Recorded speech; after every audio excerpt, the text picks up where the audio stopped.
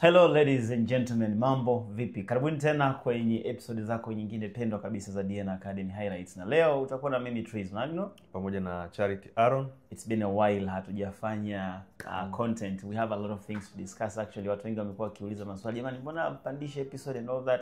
We are back again after like 2 weeks, isn't it? Yeah, it's 2 weeks. And by the way tumekuwa occupied sana. Nadhani tulikuwa na activities nyingi za partners wetu Encryptus Wallet. Kama mnavyojua sisi tunafanya kazi kwa ukaribu mkubwa.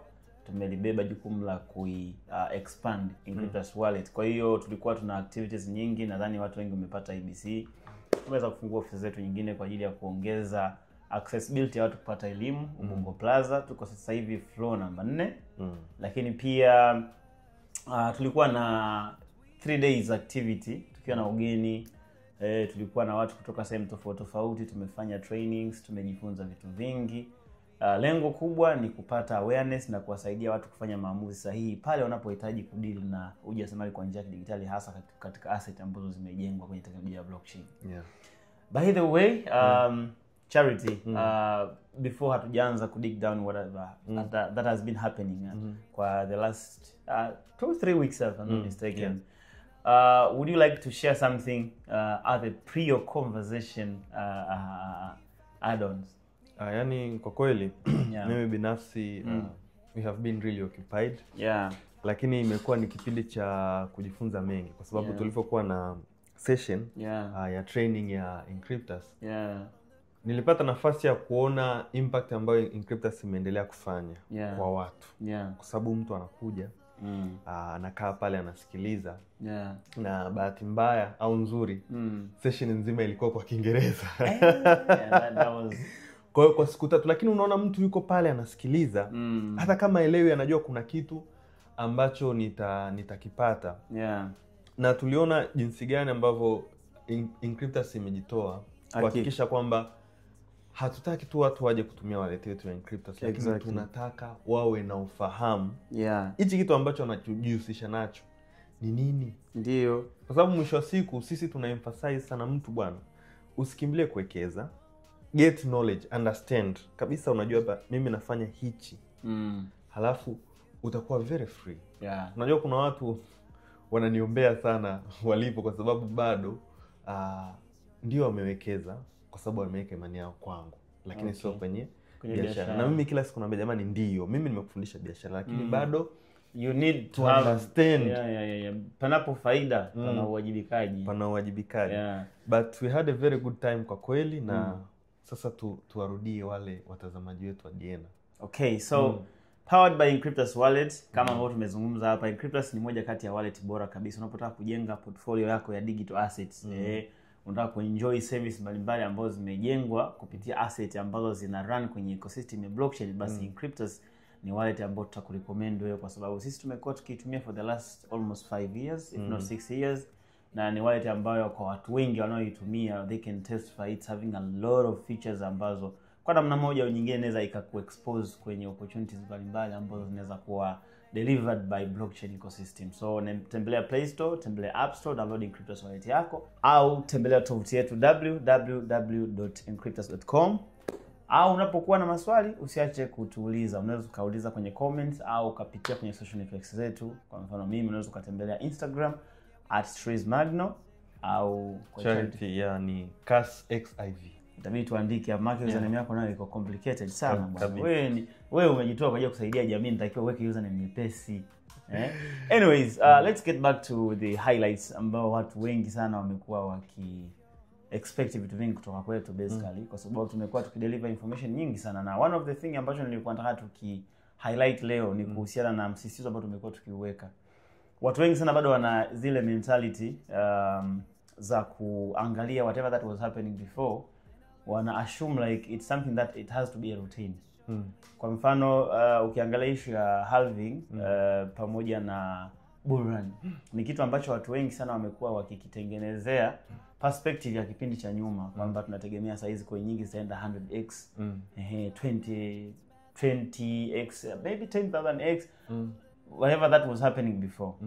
Na ni kitu ambacho tumekuwa tukiwasisitiza watu wengi sana kwamba bwana mambo mengi saizi yamebadilika na the chances ya kuweza kupata hizo projections za ukuaji wa bei za coin ni kitu ambacho practically hakiwezekani kutokana na adoption level ambayo tumeifikia, liquidity depth ya crypto assets mbalimbali pamoja na industry nzima kwa ujumla.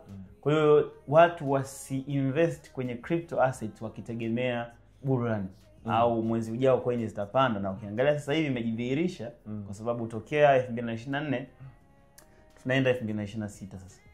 Mwaka 2024 walisema mwezi wa 9, tukapita mwaka wakasema mwakani mwezi wa 9 wakasema baada ya red cards. Kaja October. Sasa sijui atasema November, sijui November kwa sababu si kwetu Njombe November ni kulia. Kwa kusema November maana yake hakuna kulia. Sasa labda tunasema huu mwezi si wa kulia, kwa hiyo mambo yatakuwa mazuri. And by the way, nadhani turudi sasa.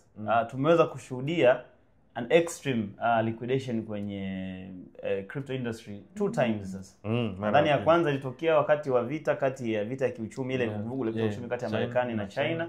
Lakini wakati katikati hapa nadhani wiki moja iliyopita kulikuwa tena na another liquidation, tukishuhudia Bitcoin for the first time kwa miezi zaidi ya 5 kama sio 6 ikienda chini ya $100,000, although ikaa kwa muda mfupi lakini iligusa 90 na kitu. Yani kalikuwa ni ka spike. Ka spike kakagonga 90 na kitu alafu akarudi kwenye $100,000. Although mimi sioni kama kuna ubaya kwa sababu for the first time kwanza tumeweza kuona Bitcoin ikishikilia all time high kwa muda mrefu. Unajua toka imeingia $100,000 imesustain kwa muda mrefu sana. Kwa hiyo it's very normal. And by the way, the market has to breathe in and breathe out. Changamoto ni kwamba watu wengi wanahitaji coin nzuri ni ile ambayo inapanda bei. Kwa hiyo isipopanda bei au ikipanda polepole tunaiona kama hii coin haina maana. They don't look at the strength and health growth of the price. Wanaangalia tu ile ngoja ishuti hata mara 10, mara 30, hata mara 500 chap chap mimi nitoe mpunga wangu niondoke. And which has made a very bad outcome kwa watu wengi ambao wana engage na digital assets. Hawapati matokeo mazuri kwa sababu wana expect being rich overnight, which practically and professionally it's something very wrong ukifanya unapodeal na crypto assets. Sana. Na kwenye hiyo unajua impact kubwa market inavyofanyaga deep hivi. Investors waga hawaumii siku zote.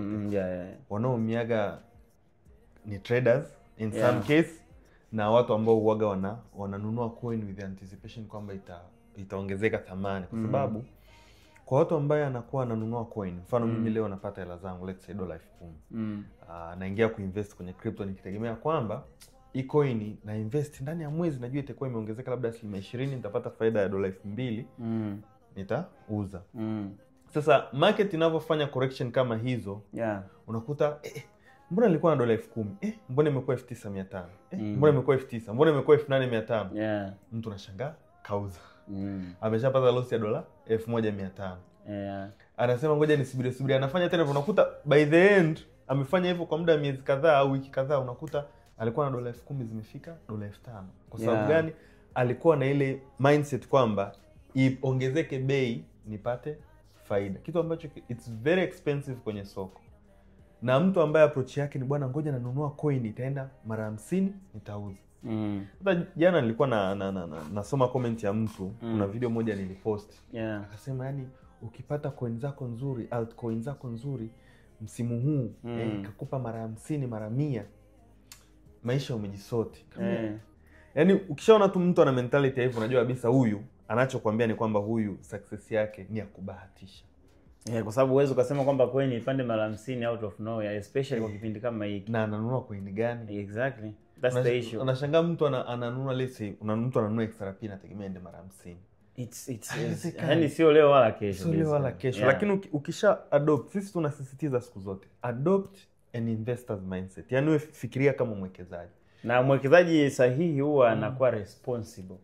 Zaidi ya tu kuwa responsible, unafikiria muda mrefu. Ndio yani ninaposema responsible adoption maana yake ni disciplined adoption. Kwamba you make a decision looking on the 3 dimension. Kwamba unaangalia how it's working, challenges and profit. Na ina maana ukishajua hivyo vitu vitatu, it's easy ya kutumia approach ambayo ni sahihi. Exactly. Kwa hiyo responsible adoption it's a key factor kwa mtu yoyote anayetaka kufanya biashara. Yani in execution, whether it's a crypto assets investment or whatever, lakini responsible adoption it's very crucial kwenye kufanya maamuzi. Yani watu wanatakiwa watu waamke. Watu waamke. Mimi huaga naambia watu industry ya crypto is a very good industry. Kwa sababu ndo kwanza inakuwa. Exactly. Imagine capitalization yake ni trillion almost tuseme 3 point something. Bado ina potential ya kukua sana. Kwa kama ukiingia mapema, ukafanya hiyo uliosema responsible adoption, ukafanya analysis yako nzuri, unakuta miaka 5 mbele, miaka 10 mbele upo kwenye position ambayo hujutii maamuzi uliofanya. And by the way, tuseme kitu kimoja. Nadhani ni ngumu sana watu wote kuweza kusema wanaweza akawa na accessibility ya kuwa na elimu. Elimu sahihi, especially when it comes to financial assets. Sasa kuna baadhi ya websites nyingi sana ambazo zilijenga imani, including these statistical websites and all that. Zilijenga imani kubwa sana kwa watu kuweza kuzungumzia kuhusiana na au kuweza kuanalyze au kuevaluate coin fulani au asset fulani.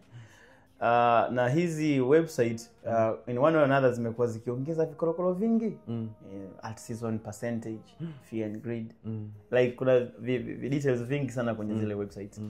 Sasa vile websites I don't know zile websites kwa kiasi kikubwa sana do you think zimechangia watu kuwa na wrong perspective wanapofanya analysis ya coin kabla ya kuinunua, au watu wenyewe ndo hawaelewi?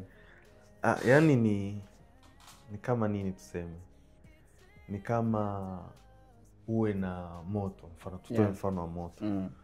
Wanasema, kuna msemo wa Kiingereza wanasema fire is a very good slave but a very bad master.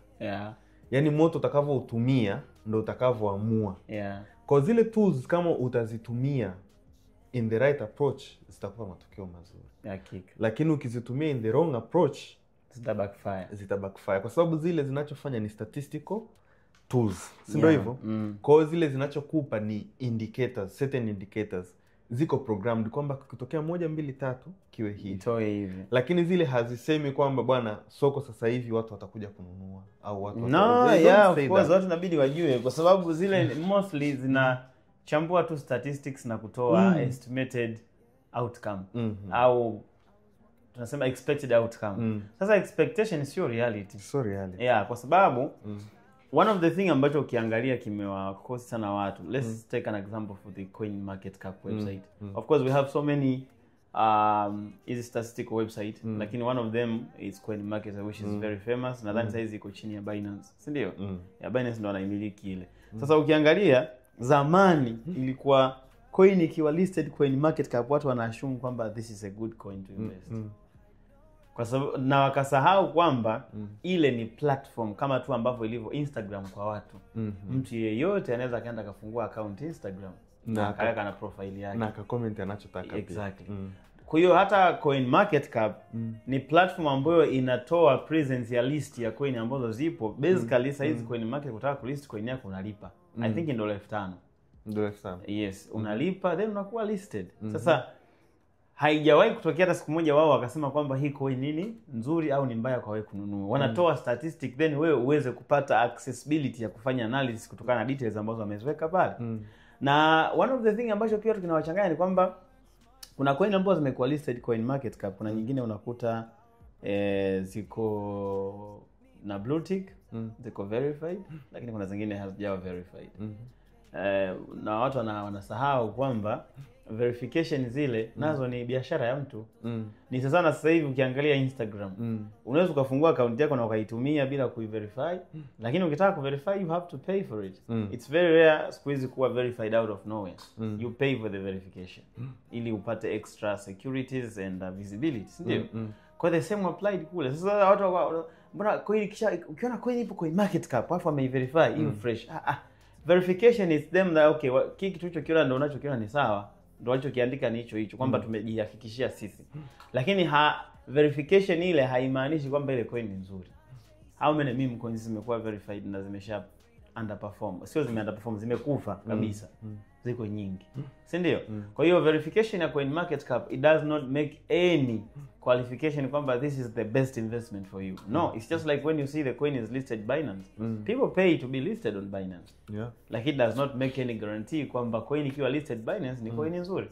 Kwa hiyo unakuta watu wengi kwa sababu wana zile factor na ideology ambazo tunaitaga nini? Nimeshasahau hata jina linalotumika. Yaani kwamba ile anchoring bias kwamba kwa sababu walisikia kipindi cha nyuma kwamba coin nzuri inabidi we listed Binance, inabidi uione coin market cap and all that, lakini wamesahau kwamba siku hizi kuna statistical website mengi sana na kila mtu ana criteria zake za kufanya listing na demonstration ya data ya coin husika. Kwa hiyo wewe kama mwekezaji au kama mtu ambaye unahitaji kufanya investment kwenye hizo crypto assets, inatakiwa ujitahidi kujua kwamba ni vitu gani ambavyo unavihitaji ambavyo vitakusaidia kuweza kufanya evaluation ya asset fulani, ikupatie precision ya details ambazo zinaendana na uhalisia wa biashara, ili ujue kabisa asset nzuri ni ipi ambayo inatakiwa kuwa kwenye portfolio ya coin zangu. It's not about the blue tick. It's not about the verification kwenye statistical website. It's about the legitimate and tunasema the reality of the concept behind that coin. Kwa sababu kwa mfano, let me tell you something. Ukiangalia kwenye hizi blockchain, kwa mfano hizi za smart contract, mimi nikitengeneza coin yangu, as long as ile coin ni unique na ina details zangu mwenyewe, itakuwa verified ile labda smart contract yangu and all that, kwamba sija copy kuduplicate coin nyingine. Kwa mfano sasa ukiangalia fake USDT ziko nyingi sana. Si ndio? Na wanaweza kutengeneza hata fake Ethereum, unajua they can just do that. Wakachukua kale kapicha ka logo kale wakaweka kabisa pale. Lakini kitakachokuja ku conflict ni ile contract address, ndio wanasema hii ni fake, sio Ethereum. Wanakuandikia kabisa kama unaweza kuexplore kwenye blockchain. Sasa ku-tick au ku-verify contract, maana yake wana verify kwamba huyu ni yeye.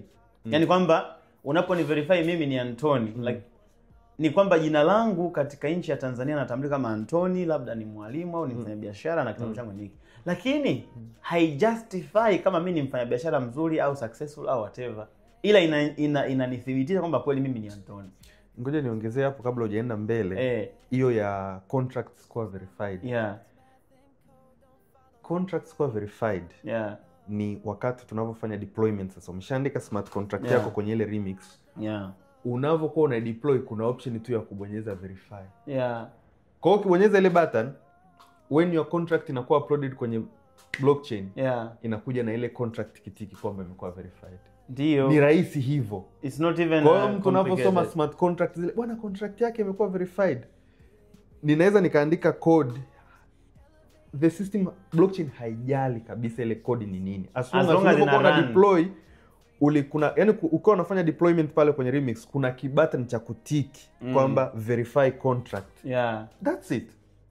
Kwa hiyo unakuta mtu kama anaangalia verification hajui kwamba ku verify contract ni just click a button, hulipi chochote. Yeah, you don't pay anything. Sasa unakuta watu kwa sababu wanachokiangalia wale ile blockchain inachokifanya ni kwamba wanaangalia coin name. Alafu wanaangalia kuna identity vichache tu. Kwa sababu most of the codes huwa ni duplicate. Unakuta code, kwa mfano ukiangalia code ya Ethereum na Binance, ni ile. Copy and paste. Yani Binance walicopy kwa Ethereum, the only difference ni kwamba Binance ilikuwa proof of stake, Ethereum ni proof of work. Lakini ukiangalia code ni kila kitu ni kile kile. Kwa sababu yani sasa hivi libraries zipo. Yani wapo tayari washatengeneza everything about, yani tuseme token kwenye blockchain hizi labda hizi EVM zitabehave hivi. Kwa hiyo unachokuja ni jina la coin, supply yake, yani zile little details ambazo zina differentiate kati ya coin moja na coin nyingine. Logo, pictures wana verify. Ndio maana unakuta kwa mfano ukiona USDT fake, hata kama logo ni ya USDT, wanakuandikia this is a fake token, kwa sababu kuna details ambazo wanazihitaji kuziconfirm, ambayo yule mtu wa kwanza alisha verify. Wakiona umekama umeimpersonate, wanajua kabisa this is not the real one, this is the fake one. Unaona? Na I think ni kitu ambacho watu wanatakiwa wajitahidi sana kuangalia, na ndio maana watu wengi sana wanakuta anakuja anaangalia project, mbona hii project haijawa verified? Yani ni sasa wewe ukaona mtu ambaye anatumia Instagram, unamjua kabisa huyu ni fulani na anafanya hiki, lakini kwa sababu eti ana blue tick unaweza kusema bora huyu ana blue tick na blue, na kati kuna watu kibao ambao wana blue tick, they are not even genuine. Kwa sababu blue tick ni ya kulipia. Unalipia. You pay for it nowadays. Kwa hiyo inabidi it takes extra miles or extra details kwa wewe kuweza kuconfirm kwamba this is the right project for me kufanya investment. It's not about where it is being listed. It's not about who has verified it. Of course kuna watu wengine wako genuine enough to analyze the project, lakini lazima ujue ile verification ya CoinMarketCap ina maana gani. Verification ya kwenye contract address yako kwenye blockchain kule ina maana gani. Does it justify kwamba this is the good project for you to invest, au inakusaidia kupata more details which are genuine for you to do an analysis ili uweze kujua kwamba hii project ni nzuri au sio nzuri. Na one thing ambacho watu pia wanatakiwa wajue ni kwamba hizi projects za crypto hazijawahi hata siku hii moja kuweza kuwa justified from the sites kwamba unaenda CoinMarketCap bwana, coin nzuri za kuinvest hizo hapa. Why? What makes the coin to be good? What makes the investment to be valuable? Hivyo ndio vitu ambavyo tunatakiwa viangalie. Na ndio maana sisi kuna siku tulikuwa tunafanya podcast, nakumbuka niliongea nikasema unapofanya investment automatically unatakiwa ufikirie long term. Na unapofikiria long term, it's all about sustainability. It's not about the growth only. Kwa sababu sometimes inaweza kawa growth lakini ikawa ni sustainable. Katenza balloon ukashangaa imepanda, ikirudi is a spiral death, shughuli imeisha. Lakini kama ukipata kitu ambacho unakifikiria for a long term alafu ukiona kabisa kina potential kufanya vizuri according to how it has been made up, the idea behind it, economics iko vizuri and all that, unaona kabisa kuna sustainability factors ambazo zitafanya huu ukuaji uwe na afya. Kwa sababu hakuna mtu ambaye atapenda kufanya investment ya muda mrefu aone performance yake leo ya asset value imeenda $10, after 2-3 months iko $0.1. That is going to be useless. Kwa sababu hakuna mtu ambaye anapenda kumark time au kurudi nyuma.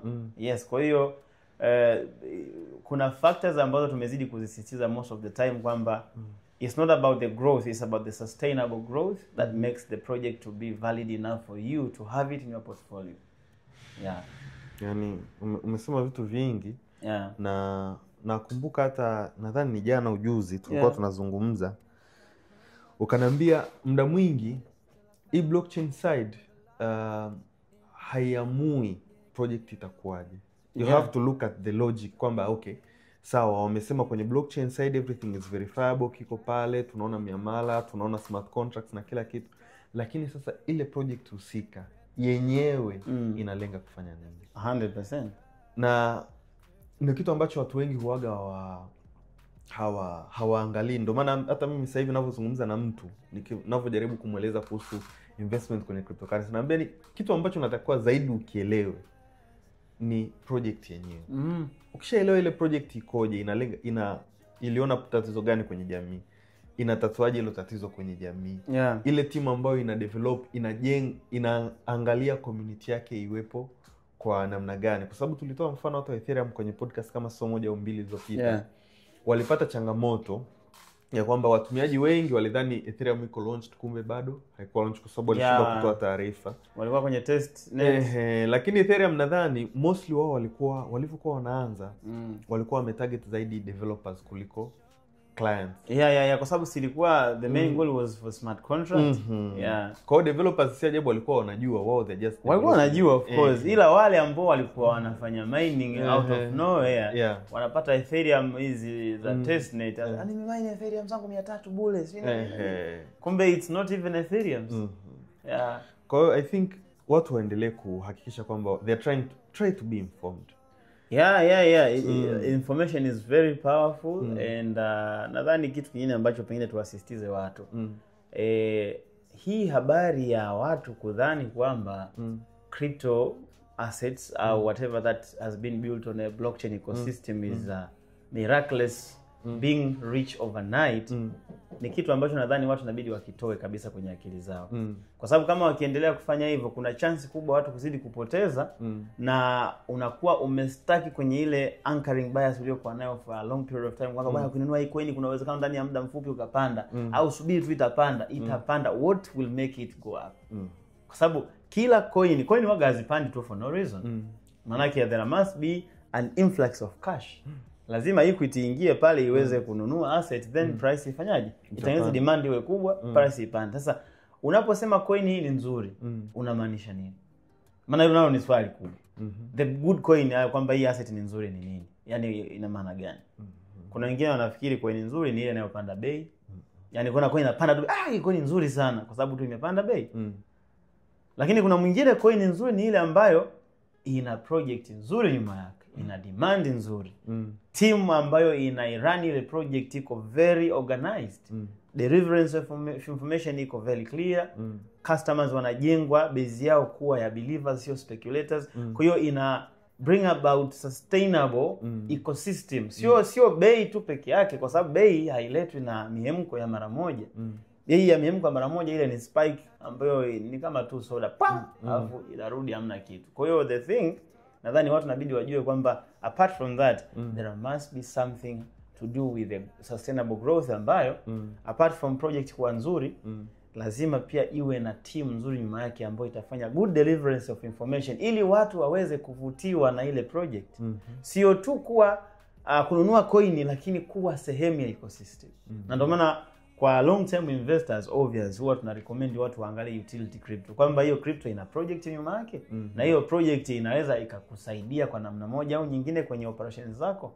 Kama ina hivi vitu kama manake inaongeza sababu ya mtu kuwa sehemu ya ile project, kwa sababu look at this, if you have a project labda kwa mfano Binance au Inkryptus, let's say, give an example for a project Inkryptus. Ina wallet yake, ina gaming, ina option kibao ambazo zinakuja, digitalization of opportunities and all that, some more of NFTs, whatever that's going to be coming on the roadmap. Sasa mtu akimiliki Ink token apart from tu kuwa amenunua asset, lakini anaona kabisa ile Ink anaweza akachezea game, anaweza akafanyia hiki, yaani ana benefits nyingi ambazo ziko within the ecosystem ambayo imekuwa backed kwenye Ink token ambayo ameinunua. So at some point why should I sell my Ink while I can just access this one by using Ink itself? Kwa hiyo unapopata watumiaji wengi ambao wana uhitaji na ile asset na hawaoni sababu ya kuuza, ndio unarudi kwenye ile point yangu ya siku ile kwamba bwana, unaponunua crypto asset at some point inabidi ujitengenezee mazingira ya kuelewa enough ukawa na ile confidence kama unavyonunua ardhi. Mtu leo yuko Dar ananunua ardhi Mtwara huko, ananunua ardhi ya milioni 70, 30, 40. Anakuja zake Dar anakaa comfortably kabisa kwamba better pesa zangu zikae in that asset. Kwa nini? Anajua the value that is being carried in that land. So the piece of land imempa comfortability kwa sababu anaelewa. It's not like it's 100% risk free. Hapana, it may have a risk. Vitu vingi vinatokea kwenye dunia siku hizi. Lakini kuna ile comfortability ambayo mtu unakuwa nayo kwamba I have bought this asset and I'm hedged against inflation and I know it's gonna pay back. Kuliko nikae tu na pesa tu hivi for no reason.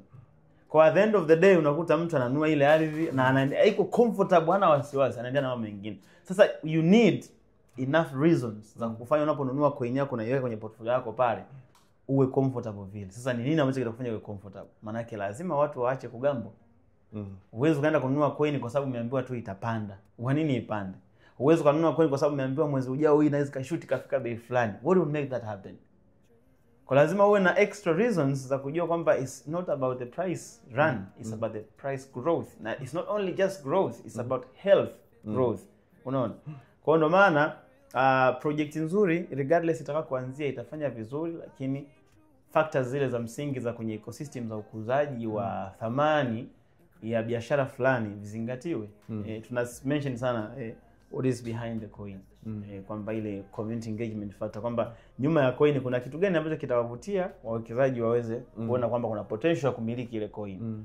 Tokea economic point of view, products ni zipi, zina uhitaji gani, supply yake ikoje, distribution ya coin au shares or assets whatever zimekuwa arranged vipi, kampuni na balance vipi hizo earnings and all that, ili kuhakikisha kwamba supply haileti hyperinflation and all that. Lakini sio hivyo tu, you're going to check about the roadmap, ukuaji wa hiyo kampuni umelenga kurani kwenye vitu gani ambavyo vitafanya scope ya watumiaji zidi kuwa kubwa na community basis iweze kuwa broad, ili kuweka ecosystem ambayo ina access ya kuchavusha ukuaji wa thamani ya coin husika ambayo imefanya backing ya hiyo project. Lakini sio hivyo tu, hivyo vyote ambavyo tumevitaja lazima vieleweke kwa watu ili waweze kuvutiwa. Maana lazima kuwe na team ambayo iko organized kuweza kudeliver hizo information kwa watu waweze kujua kwamba kwa hiyo hii roadmap inazungumza hiki na hiki, itaongezwa hiki na hiki, na kikiongezwa kina faida gani? Kwa hiyo mimi nahitaji kuwa na hii coin kabla hata huko hatujafika. Kwa hiyo hizo sasa zitazidi kuongeza ile confidence ya kwamba kwa nini wewe unahitaji ile coin hiyo kwenye portfolio yako. Unless otherwise utakuwa na gambo. Yeah, that's very good. That's very good. Yeah. Na msisitizo ni ule ule. Yaani unajua hivi vipindi kwa mtu ambaye anatufuatilia sasa for a while, anaona tunarudia na kurudia. Jamani, emphasis ipo kwenye point fulani. Kuwekeza kwenye crypto, you need knowledge. Of course watu wanaona ni ngumu, lakini ni kitu kirahisi sana. Yaani unahitaji tu ujivalishe ile mentality ya kwamba hii ni crypto, ni investment. Yeah. Kwa hiyo kama vile mtu anapoenda kununua ardhi, kwa nini unanunua ardhi tuseme labda sehemu fulani na sio sehemu fulani? Au kwa nini labda ardhi ya sehemu fulani ina thamani zaidi kununua kuliko sehemu fulani? Unakuta in the industry it's always the same, kwamba nikinunua ardhi hapa, nikijenga nyumba hapa, nikipangisha labda nitapata kodi milioni 1. Ila nikijenga sehemu nyingine nikipangisha the same amount inaweza ikatofautiana labda 20-30%. Ila huku nikapata kodi labda 200,000 au 300,000. Kwa hiyo unakuta mwisho wa siku anyone who wants, anayetaka kuingia kwenye cryptocurrencies ajue kwamba lazima kwanza ujifunze. Hakika. Na ukisha adopt, tafuta kwanza project. Usitafute coin. Coin, kupanda na kushuka kwa coin inatokana na project husika. Exactly. Leo tunaona mfano Binance imefika hapa kwa sababu gani? Project ambayo ni tunaangalia coin kama Ink iko very stable kwa sababu gani? Project. Na sisi tulilenga mtu yote anayekuja kuinvest within crypto, elimishe kwanza, bwana, hii ni long term investment. Exactly. Ukifikiria short term, achana naye, utapata hela za kula. Lakini ile hela ya kubadilisha maisha yako kama una invest kwenye crypto inakuja long term. Na it will come, tuseme ndio hii kwa mfano sasa ndio tunasubiri bull run. Yani ukiwa within the project na ukaiamini project kwamba okay, if you don't invest on the price tag chasing, ukainvest kwenye wazo la biashara, hizo bula zitakukutaga tu. Kama ikitokea hiyo coin imeperform vizuri, inakukuta wewe umo, kwa unakuwa no pressure. Kwa mfano unajua kitu kimoja ambacho watu hawajui ni kwamba unapokuwa umeinvest kwenye crypto kwa mfano au hata hisa au whatever, mfano angalia kitu kama Bitcoin. Bitcoin ukiangalia miaka 15 iliyopita, let's say 15 or 14 years ago, ilikuwa dola 0.00077 something, ndio. Na kipindi kile maana ukiwa na dola moja ulikuwa unapata Bitcoin 1385 if I'm not mistaken. Sasa kile kiwango ambacho pengine mtu angenunua kipindi kile even hata 3 years later unakuta bado ilikuwa dola 5, 4, 6. Akanunua, akaamua kutunza asset zake. Sasa hivi Bitcoin ilipofika bei yake, hata pressurize vipi hawezi kufeel the pinch kwa sababu there is no chances Bitcoin itarudi dola 10, 5 huko, yani kitu ambacho hakiwezekani. You get the point? Kwa hiyo unakuta yule mtu ashakuwa risk free hata kama biashara ina changamoto zake. Kwa sababu alinunua asset ikiwa bei ndogo, imeshapanda beyond, na ile stabilization zone yake ishakuwa beyond ile buying price yake. Sasa watu wengi unakutaga ananunua coin ili auze kesho. Ukifanya hivyo huwezi kupata faida kwa sababu okay, I'm buying the coin today, imepanda kwa 5%, nauza zote halafu what is the succession plan of my investment kwenye digital assets? Unakuta umemess up. Ushatupa hela au umetupa asset ambayo chances za kuinunua kwa bei ambayo ulinunulia kipindi kile haipo. Kwa lazima uwe makini kabla hujaamua kudampa asset zako, jiulize ni kweli hauhitaji in the future, na do you have the possibility ya kuinunua kwa bei ambayo umefanikiwa kuinunua kwa sasa hivi? Ndio maana tunarudi pale long term perspective.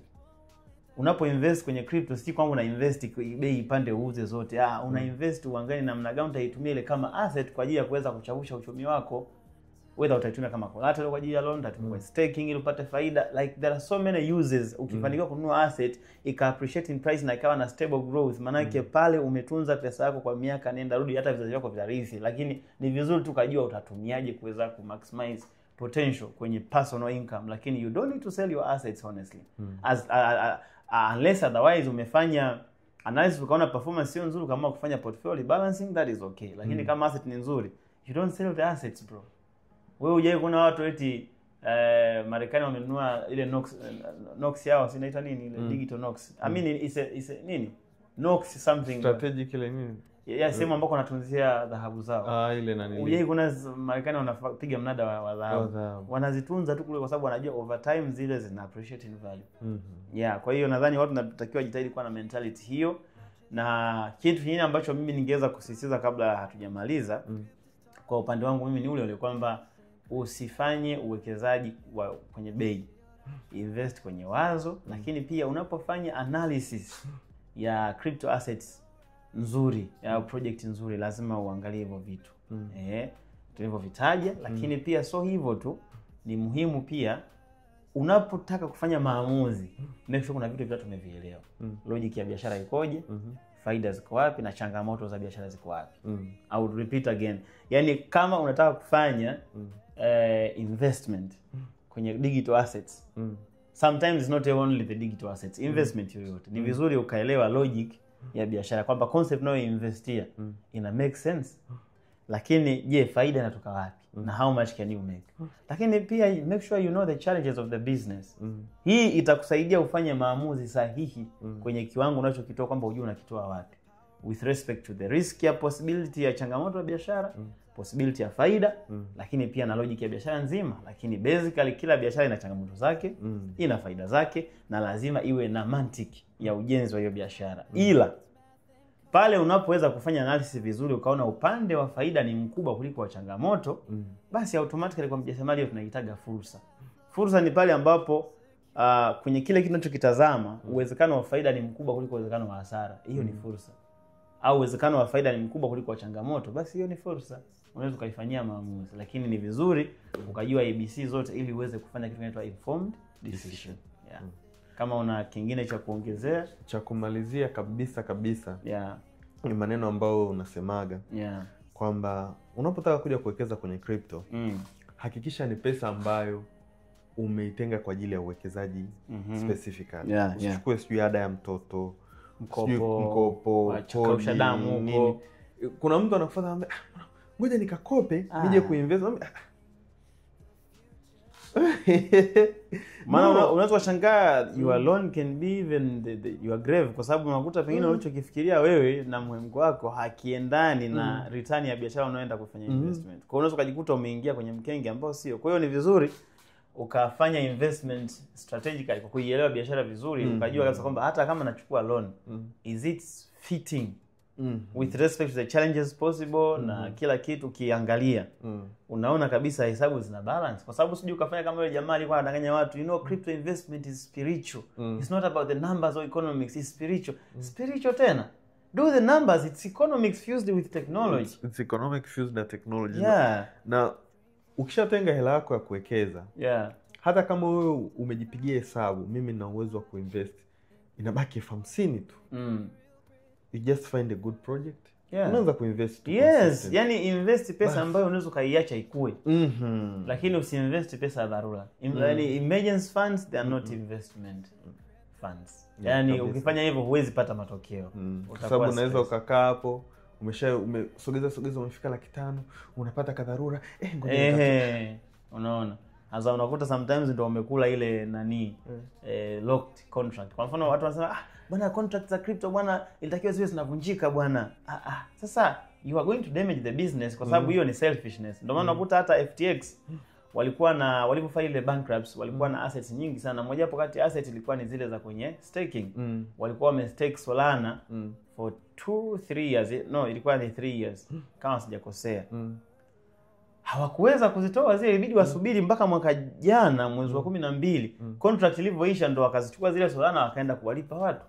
Kwa sababu mtu anapofungua biashara haweza kumwangalia charity au Antoni, anaangalia maslahi mapana ya kampuni. Tukiruhusu watu wafanye hivi itakuwa ni afya kwa biashara? Hapana. Then it has to go this way. As long as wewe una benefit na kampuni inaweza ikarinda growth yake, then hawawezi kuangalia kile ambacho kitakubenefit wewe pekee yake. It has to be mutual benefit. Then after that the business goes on. Kwa unakuta hata FTX walisubiri mpaka contract zilipokuja kuisha baada ya miaka 3 ndo wakatoa zile wakazi exchange wakaanza kuwalipa wale walikuwa wamebakia. That's how it works. Kwa hiyo biashara ni mtambuka. Mteja, founders na kampuni lazima wote in one way or another benefit na zitegemeane ili ziweze kutengeneza a very complete ecosystem. Lakini haiwezi kuangalia upande mmoja. Kwa hiyo unapokuwa unatamani kitu fulani kingekuwa hivi, fikiria kina make sense, na kama kina make sense kina faida kwa pande zote. Kwa sababu hakuna mtu anayepandaga biashara ambayo ina faida tu ya it's not a charity. It's a business, kwa mnategemeana. Kwa kama ukiona kina faida upande wako tu kwenye kampuni ya kipa, hakiwezi kuwa implemented kwa sababu kitaua biashara. Kwa hiyo it's something ambacho nadhani watu wengi wanatakiwa wanapokuwa wanafanya investment decision wawe na mindset ambazo ziko correct ili kuzuia manipulation of their mindset. Yeah. Basi jamani, tulikuwa kwenye DNA Academy Highlights. Lengo la episode hii ilikuwa ni kukumbushana fikra sahihi pamoja na mawazo sahihi unapotaka kufanya investment ya kwenye crypto assets, na tumejitahidi kufunga vitu vingi. Tuendelee kufuatilia channel yetu. Tunawashukuru sana kwa kuendelea kufuatilia channel yetu. Tumefika subscribers 4,000, which is a very good mileage. Tunawaahidi tutaendelea kudeliver vitu vya msingi na vingi sana ambavyo vitakufungua wewe kwenye dunia ya jasmali kwa njia ya digitali, hasa kwenye assets zilizotengenezwa kwenye teknolojia ya blockchain. Kumbuka conversation hizi zinaletwa kwenu na Encryptus Wallet, moja kati ya watu bora kabisa ambayo kwenye ujenzi wako wa digital asset portfolio na asset ambazo zimejengwa kwenye teknolojia ya blockchain. My brother, my sister, my friend, kokote kule uliko, tembelea Play Store, tembelea App Store, download Encryptus Wallet, au tembelea tovuti www.encryptus.com, halafu pata information pale, it's very detailed. Na kama unakuwa na maswali, basi unaweza kututafuta kama ambavyo tulikuwa tumemention handles zetu za Instagram, lakini nitaweka pia na WhatsApp numbers zetu hapo, just in case ukihitaji kututafuta kwa ajili ya inquiry pamoja na kujua ABCs kabla haujafanya maamuzi. Basi karibu sana, tuko Ubungo Plaza.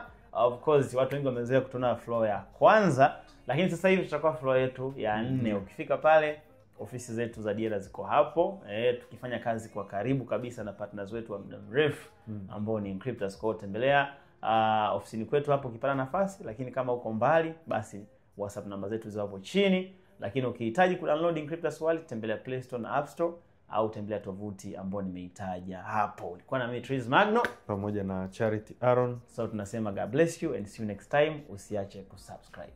Bye. Encryptus taught me how to play the game. It's Encryptus, yeah, that's the shield I trust. Crypto real, no hype, no rust. Blockchain dreams built block by block. One wallet, one world, yeah, we breaking the lock. It's Encryptus.